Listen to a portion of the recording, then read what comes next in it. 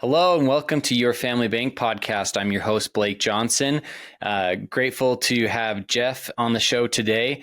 And we're going to be talking about, big exits, what that looks like, redefining, what that means for you as a business owner and where your life is, and then how that relates to your legacy planning, because that has a lot to do with starting a family bank or, your estate planning side of things. So, Jeff, thanks for being on the show.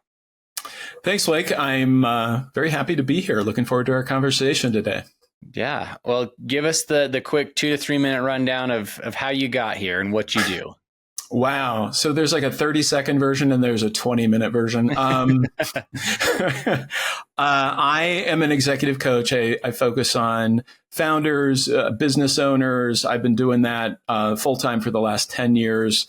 Before that, I had a 30-year corporate career as a lawyer, a consultant, an executive in the financial services and healthcare space. And I started coaching because I learned along the way through a series of panic attacks and just, recovering from stressed out overachieving, that there were things that were incredibly helpful for people to step back and enjoy building what they were doing, creating meaning and purpose in their lives. And I just decided I wanted to share that with people full time. So that's about as short a version as I can probably share with you right now, but happy to dive in on any or all of that. Okay. And then give us something unique about you that most people wouldn't know. Oh, wow. Well, this is becoming a little bit more public, but it's not necessarily apparent.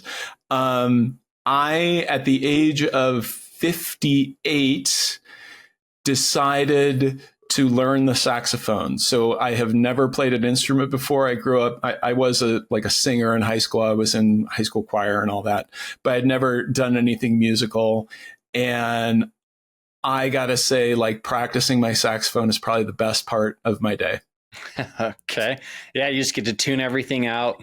No pun intended. Oh, yeah. Sometimes out of tune, but yeah. And just, focus. There's something you said about focusing on something and seeing the progress. So that's cool. Definitely a good sign for our guests, someone who's constantly learning and challenging themselves. So I love that. Let's start with, before the show, we talked about you work with some people who've exited their business. Yeah.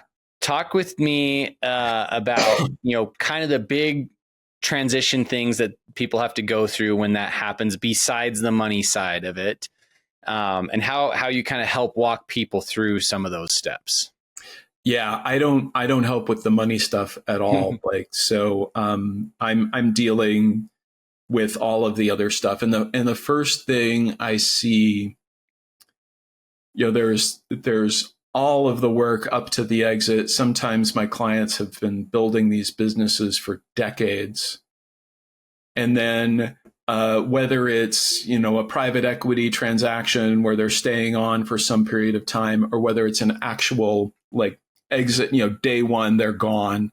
The big thing that I see is this huge identity crisis.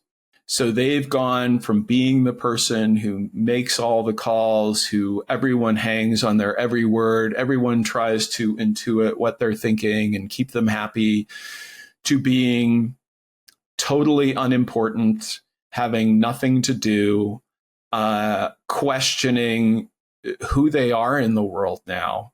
I was at an event, we talked about this a little bit, this group called Tiger 21, which is mainly consists of people who have sold their businesses. And so, if you're familiar with YPO, Young Presidents Association, a lot of the people move from being in YPO to being in Tiger 21. And it's a group of people who are all dealing with this issue. And I spoke at a retreat in Colorado a couple months ago. And the words that I kept hearing were valley of despair. It was just so unnerving. And people can tell you this is going to happen, but it's nothing like the experience of it happening to you. Just the oh, that's what they meant. And some people deal with that by immediately going and starting another company, or they start investing in things, or just like anything to kind of get that discomfort out of their systems. But the people who are willing to stay with the discomfort and step back and ask some of those bigger questions around, what is it I really want to create in the world? Who is it that I really want to be now, that I don't have to be this identity that I stepped into for so many years? Those are the people that I see really fully embrace that next phase. Let's start with prep. Is there anything you've seen be helpful for prep? I know you mentioned it's hard to, you've told people this is coming, whatnot, but what are some steps that they can do to kind of help prepare for that transition that would help them be successful? Yeah, so I'd make a distinction between running away from something and running towards something. And a lot of people that I see selling their businesses, they're selling their business because they can't stand running their business anymore. It's sometimes they've built that business solely for the purpose of like getting some kind of exit, some kind of outside investor come in, and they've really run and stressed themselves out and sacrificed a lot of things in their lives with the goal of getting to this point of exit. And then they discover, those people don't tend to do all that well during this, because they've built a bunch of habits around misery and misery and stress and grind and not sleeping and ignoring their health, all those things. And then when they get to the exit, they discover those habits are still part of them, and it's really hard to get rid of them. And then the other people are like, they're running towards something, or maybe more accurately to say, like, if you're building a business because you want to build a business that you enjoy running, you enjoy leading, you enjoy the people that you employ, you enjoy your customers, all of that, then selling that business is it's like an unexpected bonus. And so you still have that identity question. But when I was talking about running toward, if you're getting to the point where, let's say you're 2 or 3 years out from, thinking about selling your business. Let's say you wanted to be out of the business at age 60. I'm just making that up. We'll start thinking about why you want to do that and what selling the business will actually enable you to do. Instead of, I got to get this thing out of my life as fast as possible, you're thinking about, I'm doing this so that I can pursue this other thing that feels bigger or more important or more meaningful. Or even if it's just, I'm finally going to have time to spend time with my grandkids. I've heard that from people. Having an idea of where you're going before you sell is going to make that transition a lot easier. Yeah, it makes me think of, all the stories about retirees who, as soon as they retire and they don't have a purpose or anything aligned behind it, they die within a few years. Especially true of service members, police officers, firefighters, that kind of stuff, because they don't have any purpose driving. There is also no engagement mentally, physical engagement, all those things. And so they just slowly deteriorate. And I would be interested to see, I don't know if there's any stats out on this, but like for a business transition, if they sit back and do nothing, if it would be the same thing. I imagine it would be. I would guess. Yeah. I would guess that it would be. I really think our whole lives, I'm not going to speak for all humanity. I feel like I'm built this way, where it's like, I am always looking for another challenge. It sounds weird to say that I'm wired for struggle, because that makes it sound like the struggle is unpleasant, but it's like really engaging. It's like, oh, I want to take what I do with my one-on-one clients and turn it into a keynote speech that I can give, or, oh, I want to offer a group program, or, oh, I want to write a book. It's like, there's always these things that are like, oh yeah, that's the next thing. Cool. I get to learn something new. And even though it feels like in some ways you never quite get there. I don't know that I want to get there. I've had a few times in my life where I felt like I got there and I was bored. I got depressed. So I do think that having that sense of like, what's the next thing to engage you can like pull you forward through this. Yeah. One of our most recent guests is Jill Schulman, and she studies the psychology of happiness. And her whole premise is that we actually need the challenge and struggles to actually be happy. Right. And so it's interesting to see that coming in on another episode. It's like you're happiest when you're unhappy. It's like this paradox. It's weird. Yeah. I mean, it's learning to embrace those hard things, because it's the counter balance of it, of like the struggle is what makes you feel accomplished, makes you feel happy, versus if everything is easy, you don't know the pain. So the joy is not that great. You have to have that balance and opposite effect. And we can choose our hard. We can either choose to be sedentary and lazy and do nothing, and then we have all the health effects that come with it, and that's our hard. Right. Or we can choose to slowly provide discomfort and struggle, and then the happiness is what comes on the other side of it. You know, it's funny, going back to that event that I was talking about a couple months ago, I got a chance to spend time with a bunch of the founders, and in almost every conversation I had, these are like post-exit people, and you'd ask them about like what they really wanted, and they would say almost to a person, I really miss those early days when we were struggling and we didn't know if we were going to make payroll, and we kept finding a way to do it. And I wish I had appreciated it more at the time. So that brings up an interesting scenario of, okay, now they've made it. Yeah. Their struggle is what made them who they are. How do they perpetuate that to their kids so their kids don't become spoiled and, just sit off of what they've done? I think that's the next conversation that's really hard for them to understand.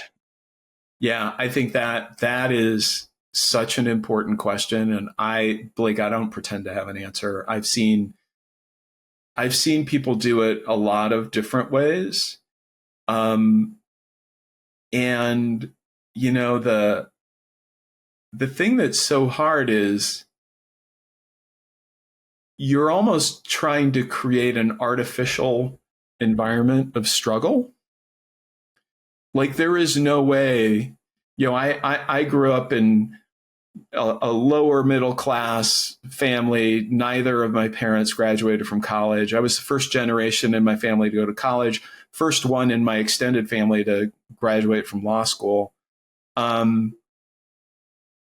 My kids will not feel that. And I don't have that kind of, exit money. I certainly don't have that kind of financial freedom, but I still see them do some things that feel really entitled to me, do some things that like, you don't know what it's like to like actually struggle. And I don't know what to do about that. Yeah. So the way you were describing it, I call that manufacturing struggle. Yeah. And it is hard. It's very hard because it is so easy to when it's not real, when it's not something that just happens to come up in your life, it's really hard to kind of create that environment. That's why we talk about things on the show like the family bank, where don't just gift your kids everything, make them pay back the loan. Yes, give them an opportunity. If they have a business idea, great, but don't just fund it with no strings attached. It needs to have a business plan. You need to make them go through all the steps they would if they were going to a third party. The word that comes to mind is intentionality. We have to be very intentional with what we're doing, and it's a constant battle. I feel like I've been very aware of this for the last 3 or 4 years. So, and my kids are still fairly young, so I can get them, through some of these things, but they'll still blow your mind with some of the things they're entitled to anyways. Cause like, well, why not? Like, Really? Yeah. So I don't think there's a right answer. I think each, kid's different. One of my roommates in college came from a very good background. Both parents were doctors and, very financially blessed. And I remember in college, like the budget that he was given was so astronomical to me for a college student. And I'm Right. just like, what, like how, but their point was, we don't want you to work. School is your job. And he treated Yeah. school as his job. And Yeah. he got all A's. And he Yeah. studied 10 times more than I did. He studied more than I worked. And, he was able to do that. So they understood with him that would be fine because he would put in the work and effort. And I don't, pretend to know what his background was from growing up to get to that point. So I'm not saying you have to create, cut off the ties for everyone either. Yeah. So Well, it's just interesting to see. I had a client, and much of it somehow comes down to just wiring. I was working with a client a few years ago who was second generation running a construction company, and the company was 30 million in revenue a year, 25, 30 million in revenue. And he was, man, so this guy, I don't think he was even 40 yet. He was hardcore, had built the company well beyond what his father had built it. I've got another client, same kind of situation where their dad started the company and they took it beyond. And yet the client that I'm thinking of, his brother was like a total like victim. Everything was always a crisis. Everything had to revolve around him. Could never find a job in the company where he was productive at all. Was like more of a liability than he was a positive. And it's like, these two kids came from the same parents. The younger one was the one who looked more like the situation that everybody worries about. But the older one was like this dramatic success story. So that's interesting. I was going to ask which one was the older one? It was older, middle. And I wonder if the older one was around when dad was building and there was the struggle there so he could see the struggle. He had been in the company for a while, so he had worked, and I think he had kind of worked his way up through the company and had that.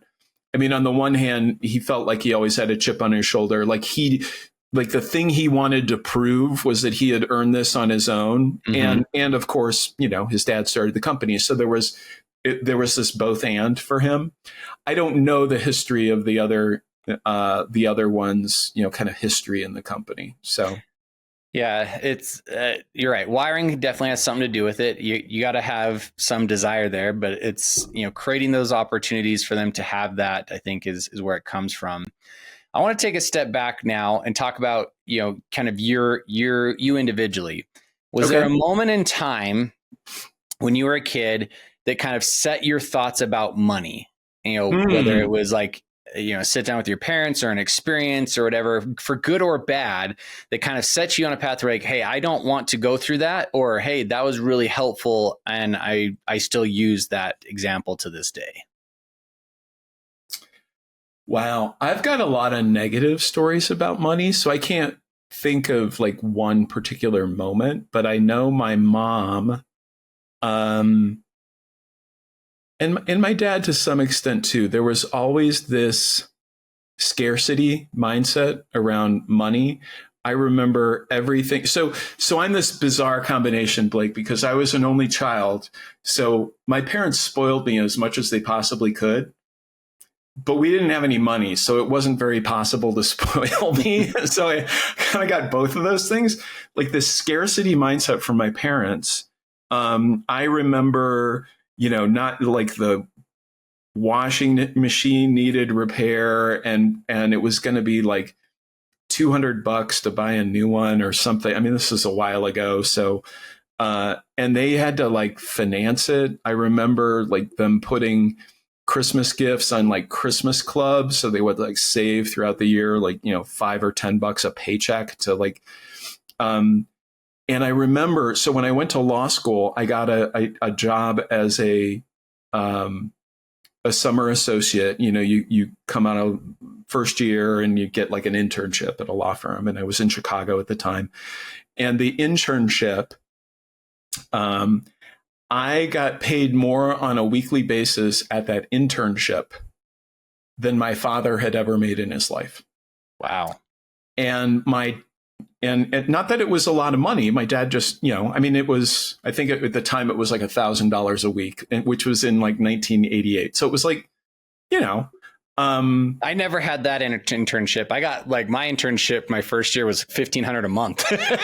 Yeah, well, this was at a time when kind of the LA law was big. The law firm industry was booming, and so law firms had to do that as a recruiting thing. Yeah. They take you out to lunch. It was a great gig, no question. But my mom was convinced. My dad was proud of me. My mom was convinced that like this law firm must have been like, I don't know if she thought they were running drug money or connected with the mob, or like she was convinced this was not, like, to her, like anyone who did well was a crook. Mm. And it was like, wow, that, like, you end up thinking like, okay, well, I can make a certain amount of money. That's okay. But I can't make too much money because that's like greedy or crooked, or I think there's a lot of like negative kind of ceiling kind of stuff that I think I've mostly worked through and gotten rid of, but added, things about money and work and like all of that stuff, man, it gets in you pretty deep. Yeah, it is. And I appreciate you sharing that and how you've had to work through that. One of the things I'm still working through is the idea that you have to grind and hustle every single day in order to be successful. That's one of the things I struggle with. And it's like, it doesn't have to be that way. You can be successful without having to, put everything on the line and, let other things go by the wayside. But that's one of a cultural thing that we've heard for forever. Is like, if you're not working hard, well, then you don't deserve to be successful. Right. Well, one of the things that my dad always said was, well, there's a reason they call it work. Like it had to be, if it wasn't unpleasant, you probably weren't working hard enough. Yeah. And so, we have all these built-in things. And, one of the things I want to, emphasize is to our listeners and, with my kids is, we don't have to pass that on. And so what are some things that, well, I guess, first of all, do you have kids? Yeah, I have 3. Okay. Yeah, I think you did mention that. So what are some things that you do or you did with them that you found to be successful with helping them kind of understand that? Because as you said, they wouldn't have to know based off the lifestyle that you gave them versus what you grew up in. Right. Well, so I have 3 only children. And what I mean by that is my wife had a son when we met. I had a daughter when my wife and I met. We have a son together. So each one of them had different circumstances growing up. So I'll talk about my 16-year-old, who I think one of the things that we were able to do unconsciously but successfully with him is that my wife and I are both self-employed and have been for more than half of my son's life. So I had a financial services job. I worked at Fidelity Investments the last 5 years of my career. I worked at consulting firms before that. And so I was an employee up until like 2016 when he was 7. And he's now 16. And so he's seen me, first of all, I'm at home a lot. Second of all, I'm self-employed. I have a lot of freedom. I have a lot of flexibility. He doesn't have a ridiculously extravagant lifestyle, but he has a nice lifestyle. And I see that entrepreneurial spirit in him that I'm just, from one perspective, he is wildly unrealistic. But from another perspective, it's like, you keep going and that's awesome. And like, I love that he's been exposed to, like this is not a traditional family with two W-2 employees who are working 9 to 5. Like, we're here for you, and we're willing to like engage and be excited about the stuff that you're excited about. So that's one thing that feels, relatively successful. And on top of some of the kind of limiting things that, like, oh, money must be money must be really easy to make. And it's like, well, in some ways it is, and in some ways it isn't. And you have to figure that out for yourself. Yeah, it's the thing I'm thinking of is there's more caught than taught, right? So what we exemplify makes a big impact. And so, yeah, if you are both self-employed, then he's going to, some of that's going to rub off on him. And so that's great. Yeah, you can bring him into seeing that, but also seeing some of the conversations that go on around that. Okay, yeah, I can have flexibility here, but that means I have to make up the work at some point, Right. Stuff still has to get done. Can't do that this month, but I'm having a conversation with a new client, and let's talk about it, because I don't get a regular paycheck every 2 weeks. My income goes all over the place. That's just part of running a business. Yep. Yeah. One of the things I talk about in a new program I have coming out is, with chores. I think about chores as a W-2. If you want to pay your kids, an allowance or whatever, something like that, that's fine. But to me, that sets them up of, okay, just set paycheck. That's what they're going to do. I would rather pay for value. So if you want to make more, great, come up with things that you think would give me value, that would save my time. So you want to go, weed the yard, great. I will pay you for those things. Now, it's not going to be consistent because there's not going to be weeding every week if you do it, right. If you do it well. Well, I love that, Blake, because I love it from two perspectives. Like, just the concept of value is really important because it requires you to kind of put yourself in the other person's shoes and think about it from their perspective. But the initiative piece of it, and just the ingenuity piece and all of that, I love it because, when your kid's on an allowance, especially as they get into their teen years, it's like they're fighting to do the bare minimum, and that's not going to serve them well. Yep. You flipped it and said, no, I want you to, like, the more you come up with, the more you make.